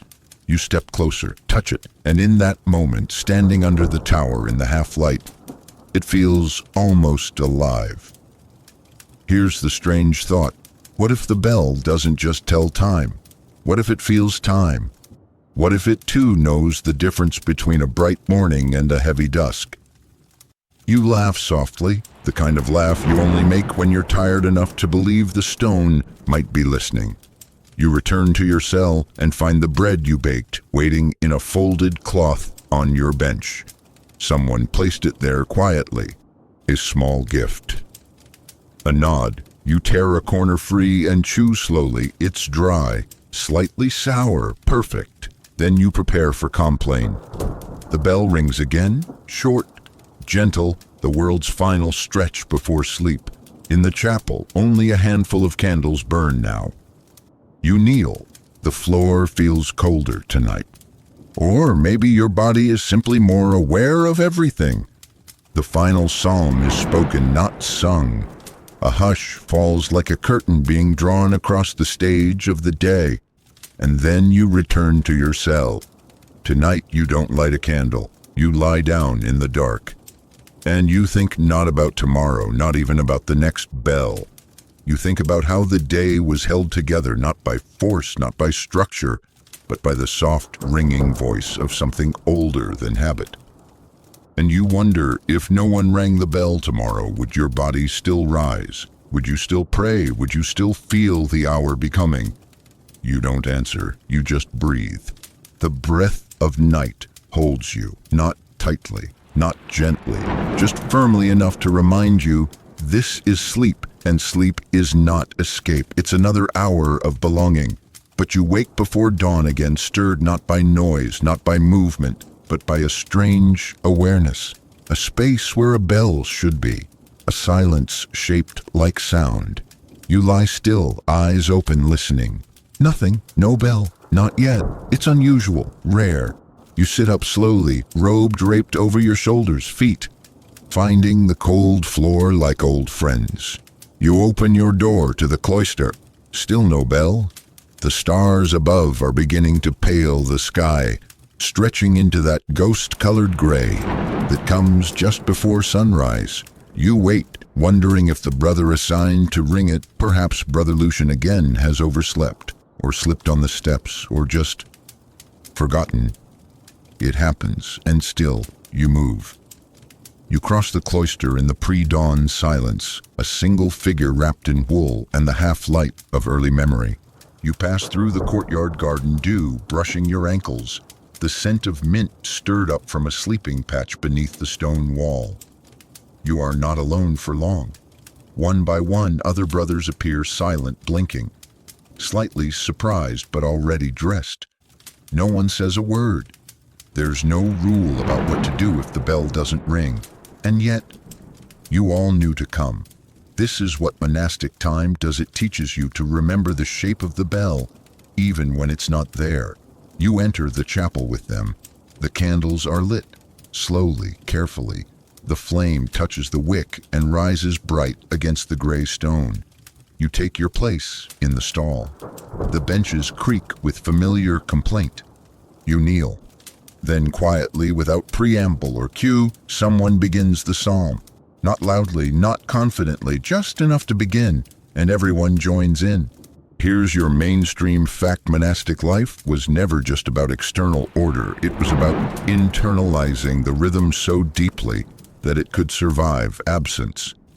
Even when bells broke, ropes snapped, towers crumbled, monks continued, not because they were forced, but because the time had become part of them.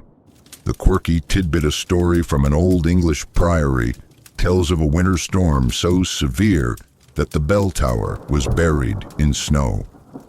For 3 days, no bell rang, and yet the brothers gathered for every prayer on time, guided only by instinct, habit, and a wax-marked candle in the scriptorium.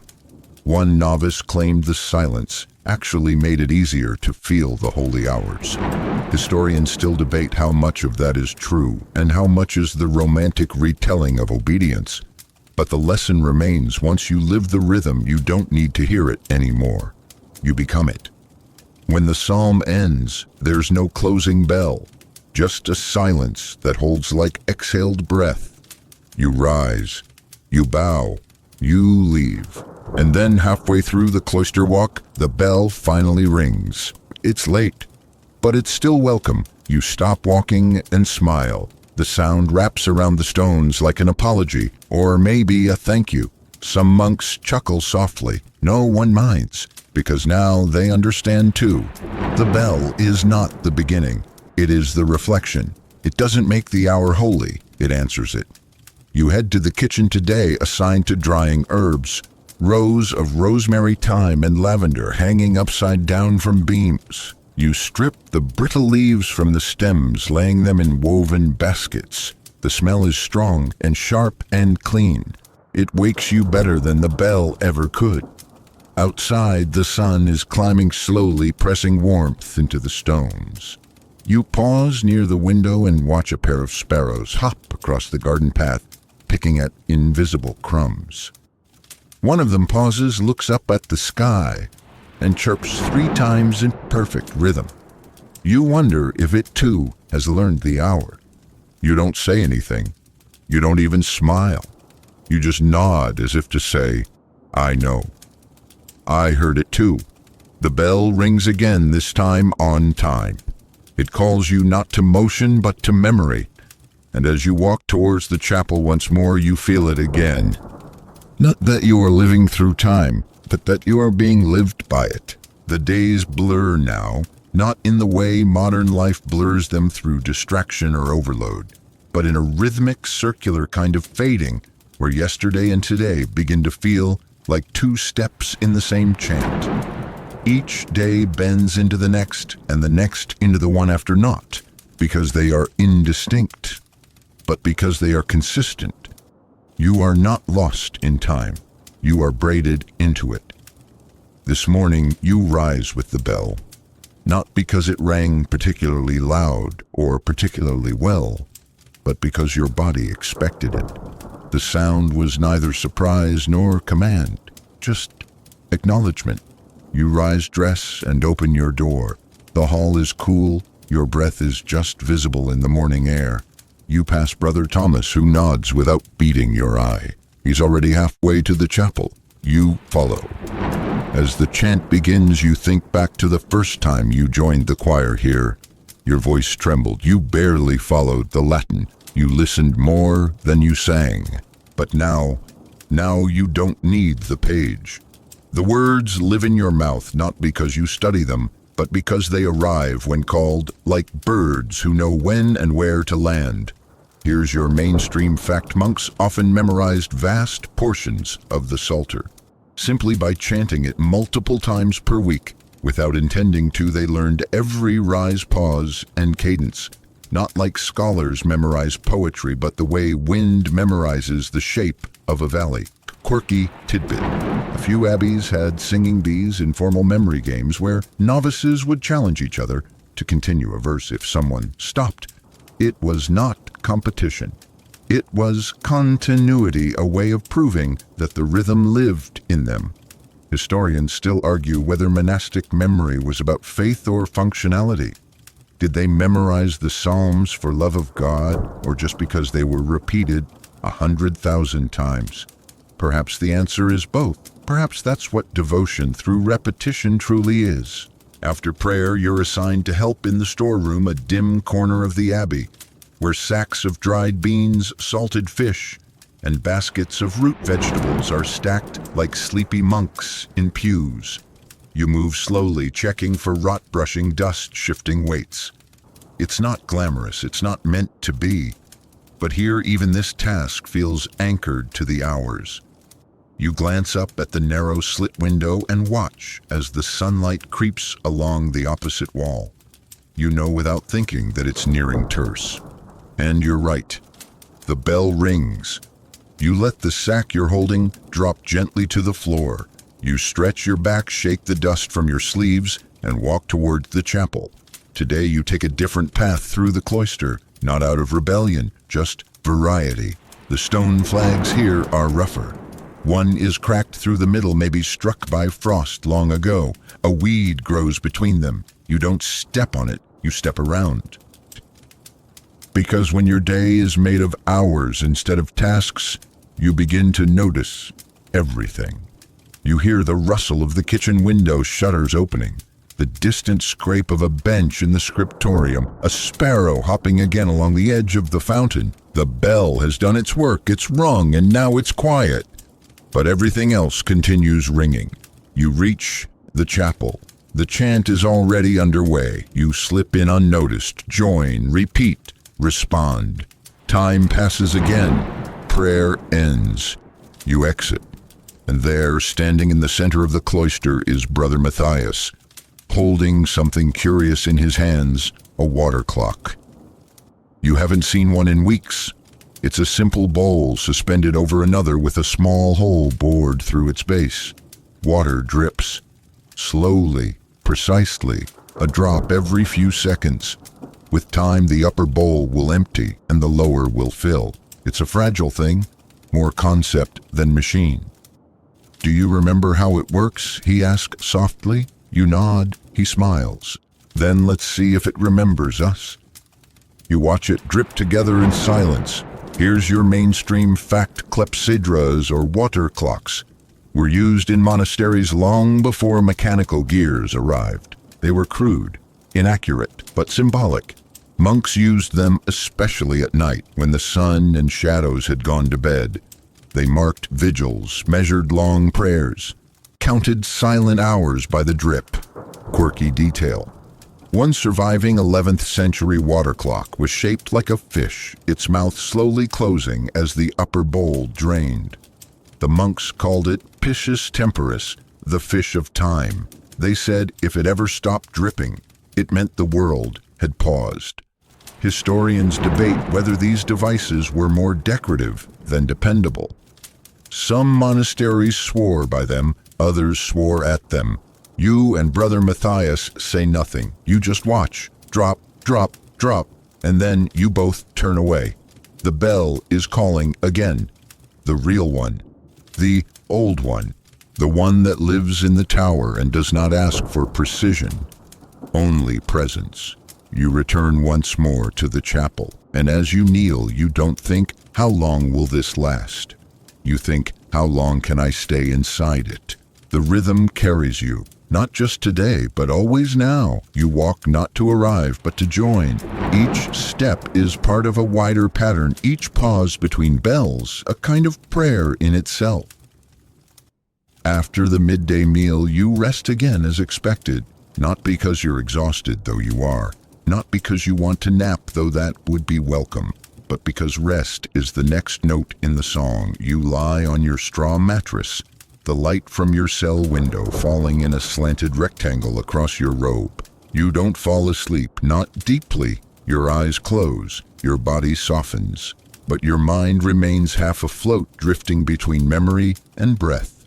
You remember the water clock, the dripping bowl, Brother Matthias's quiet smile, and for a moment you imagine time as liquid, always seeking the lowest point, always moving even when it appears still. When you rise, the light has shifted.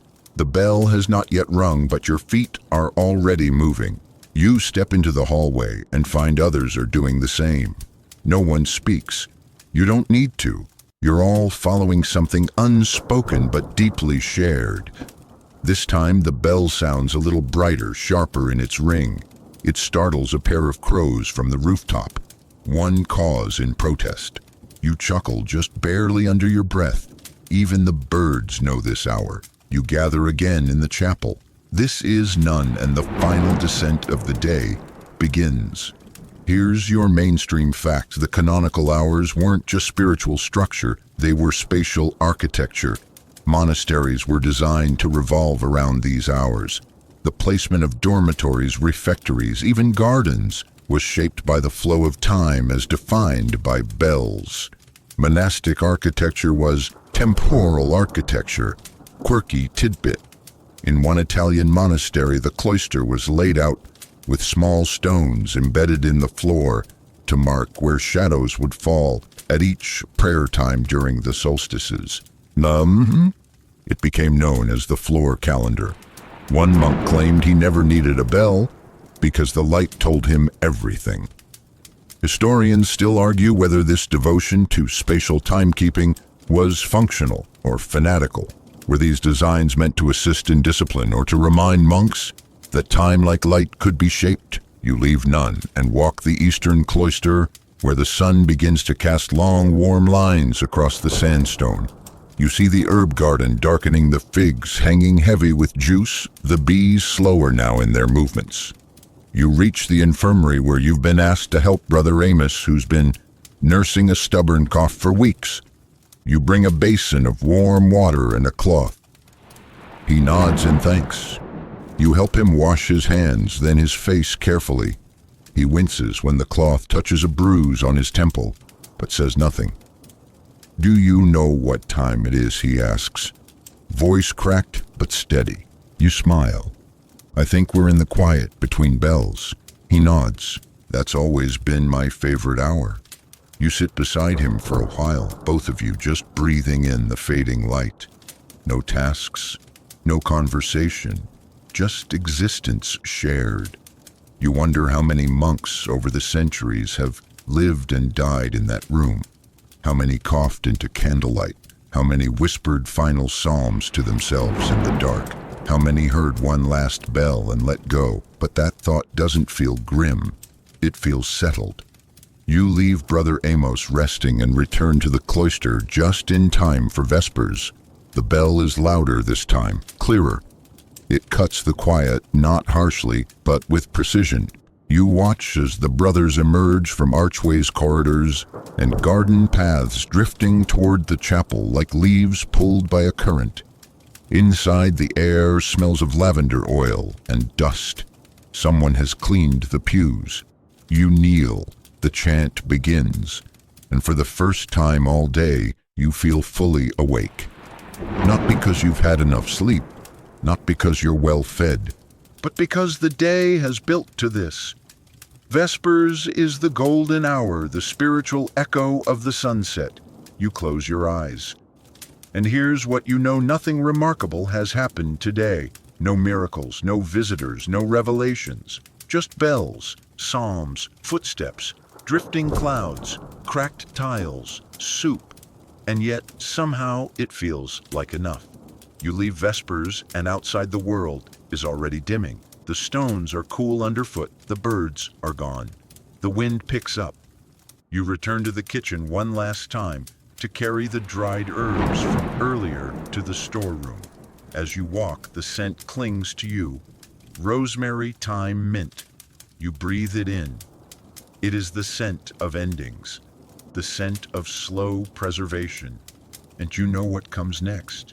You do not check the time. You wait, and the bell, of course, waits with you. The final light slips from the sky, not all at once, but as if some giant hand is slowly dimming the world's lantern. The wind that brushes your robe is cooler now, tinged with wood smoke and something green, perhaps the last breath of the fig trees. And then, almost without needing to be heard, the bell, compline, the last call. You're already halfway to the chapel, herbs in your hands when you hear it.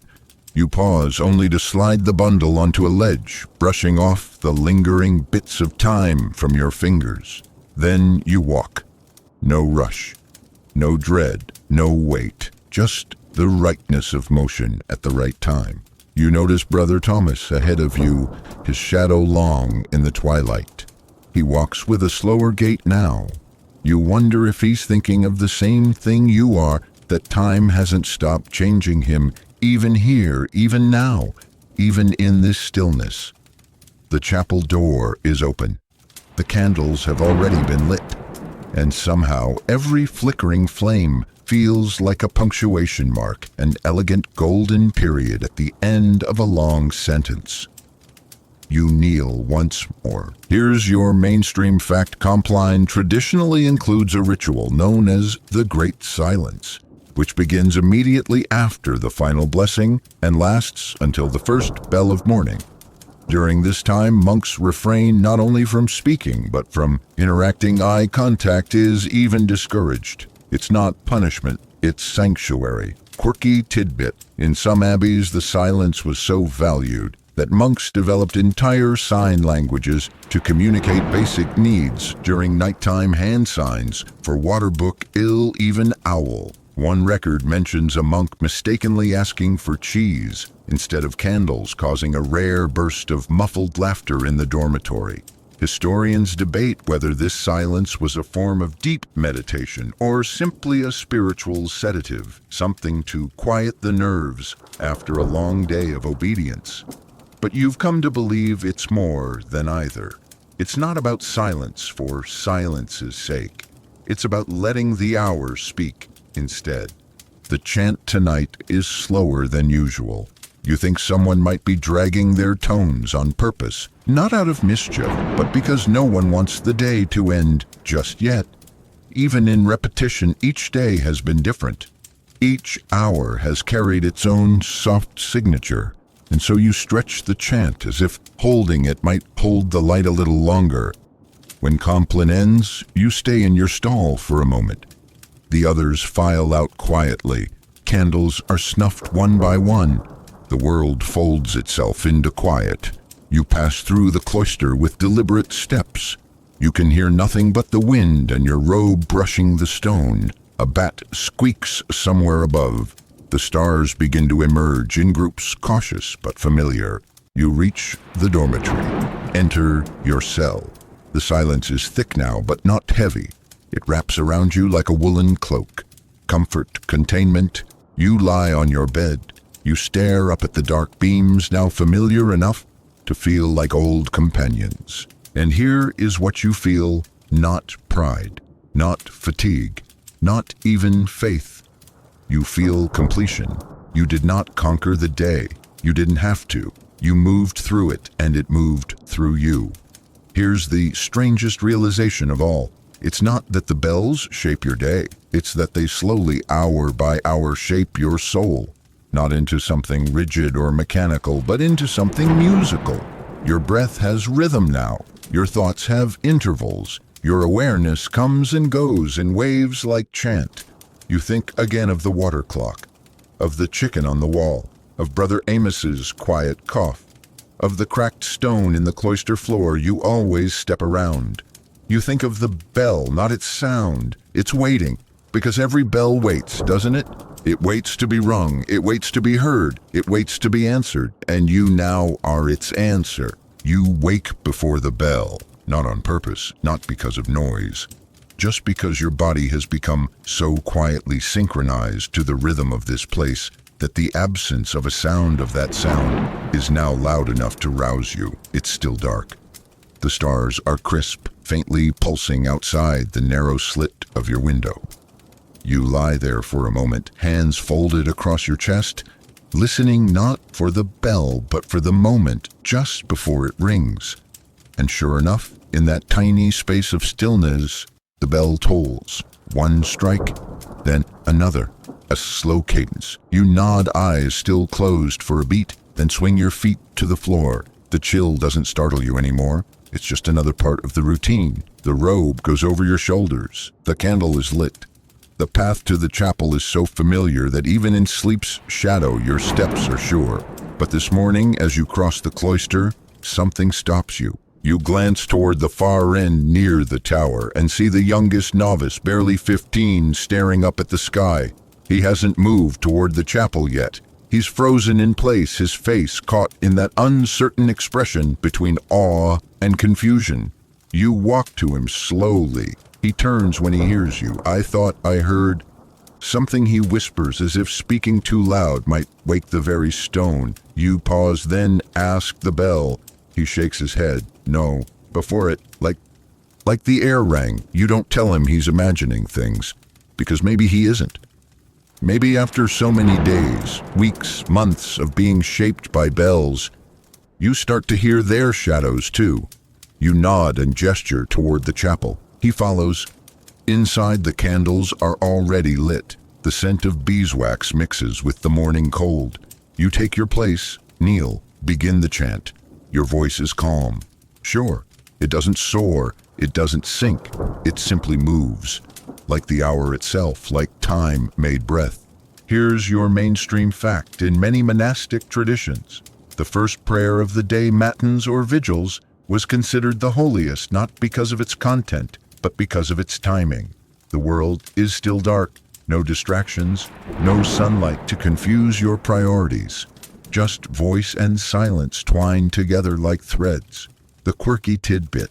Some monks reportedly believed that the silence between each bell toll carried more grace than the sound itself. They would meditate not on the strike, but on the space that followed. One medieval note described it as the moment when even angels lean in. Historians still argue whether the silence in monastic life was about humility or about control. Was it for the sake of inner stillness or outer obedience?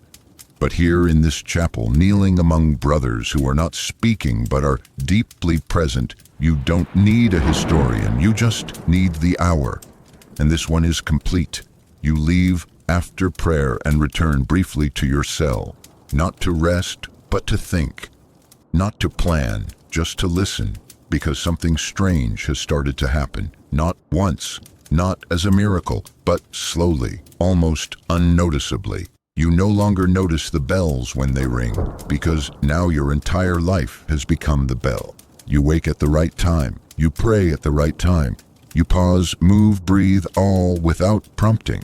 The hours no longer feel imposed. They feel intrinsic, like they were always there. And now you're simply aligned with them.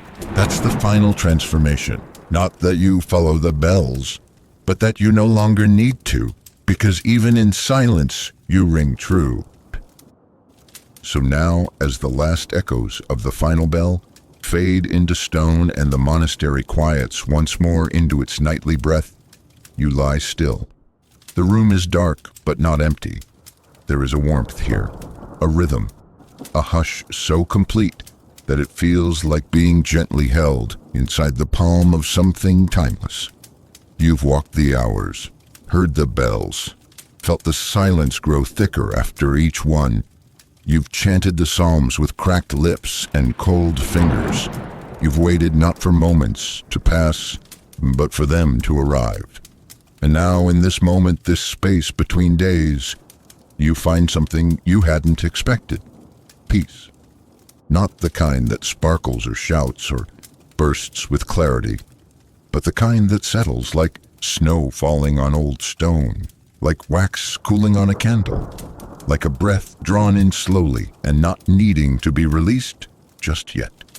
Outside, the wind may whisper through the cloister arches, bending slightly around each column as if remembering the path your feet took earlier today. The stars overhead blink quietly, no urgency, no ambition, just presence, and beneath them the abbey sleeps. Even the bell rests, and so do you. You've become something steady, something measured not by clocks, not by numbers, but by care, by stillness, by grace in repetition. So tonight, don't worry about what time it is. Just know that it's enough. You've lived this day completely. You've answered every bell, and now your silence is sacred too. Sleep well, friend. We'll ring again tomorrow. End of script. Sweet dreams.